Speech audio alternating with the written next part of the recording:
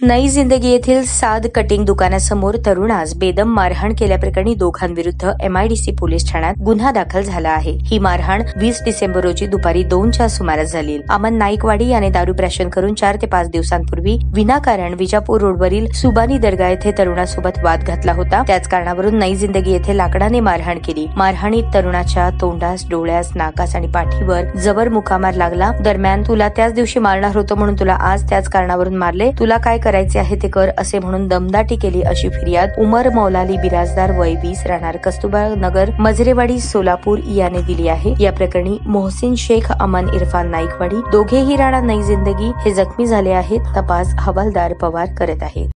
ताज्या बातम्या पाहण्यासाठी प्राईम मीडिया न्यूज चॅनलला सबस्क्राईब करा आणि बेल आयकॉन प्रेस करा।